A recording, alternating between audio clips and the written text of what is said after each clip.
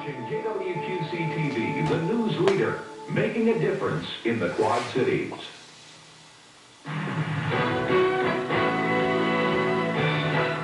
Live from the News Center, tonight's news with Rick Benjamin and Paula Sands.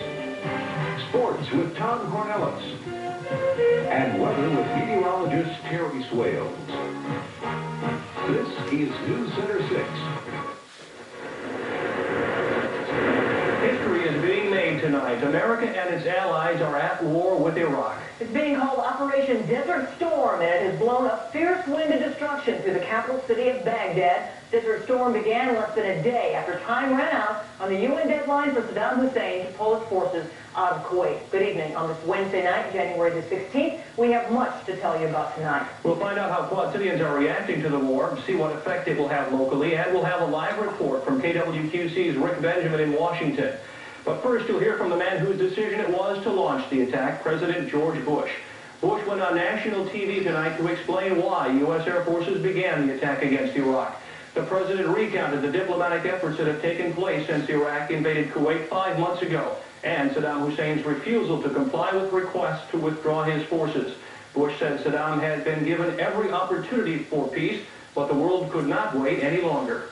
From Kuwait. Now, the 28 countries with forces in the Gulf area have exhausted all reasonable efforts to reach a peaceful resolution, have no choice but to drive Saddam from Kuwait by force. We will not fail. The president said the objective of the attack tonight was to wipe out nuclear plants, chemical and biological weapons factories, and Iraqi artillery and tanks. Bush assured Americans that the war would last no longer than necessary and that soldiers won't be forced to fight a war with one arm tied behind their backs. As the bombs began to drop in Baghdad, our Rick Benjamin was in Washington getting congressional reaction to Operation Desert Storm.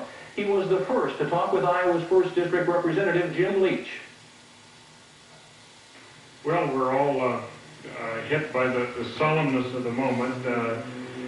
We pray that there will be as little loss of life as possible, that this can be over quickly.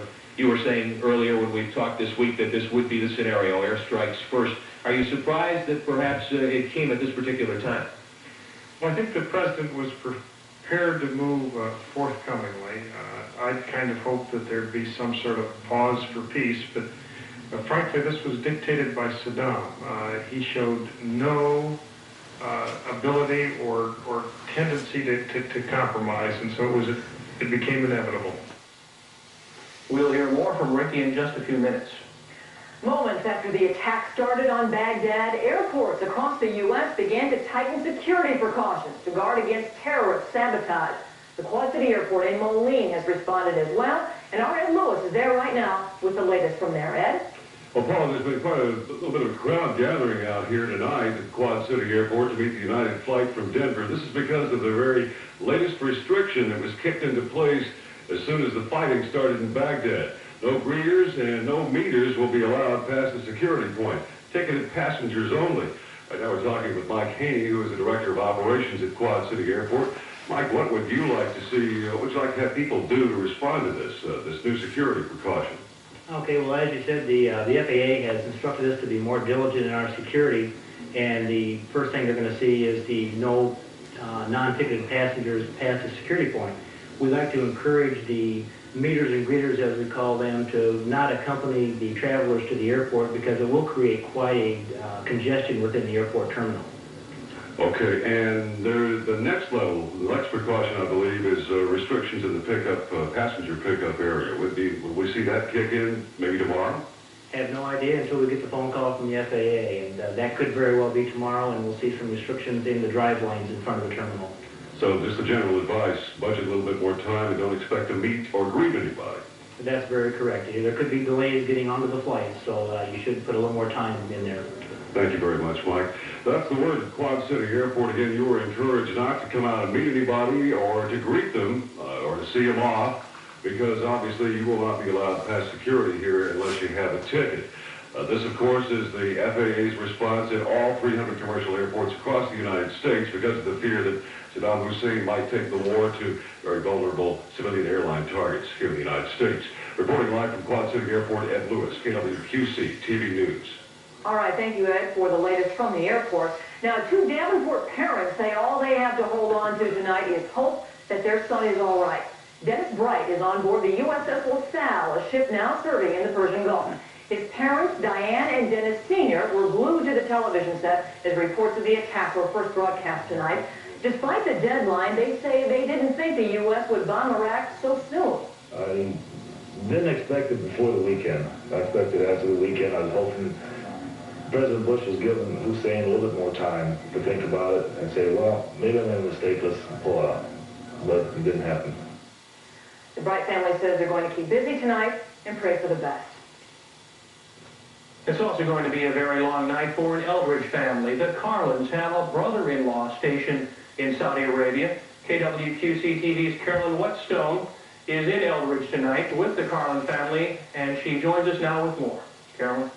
Ryan, I'm holding a picture of Army Staff Sergeant Gary Farrell. Now, Gary is very close to the fighting tonight. He's only 20 miles from the Iraqi border. And with me is Gary's sister-in-law, Laversa Carlin. Now, Laversa, tell me what went through your mind when you realized we had gone to war?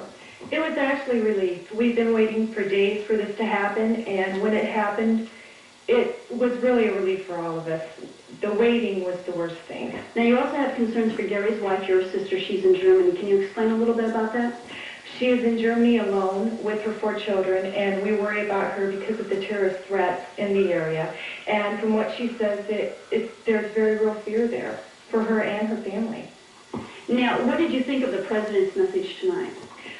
It was comforting, and I think that for all of us who do have loved ones over there, it is a reminder that we are there for a reason, and that what needs to be done, and I just hope that it's done fast.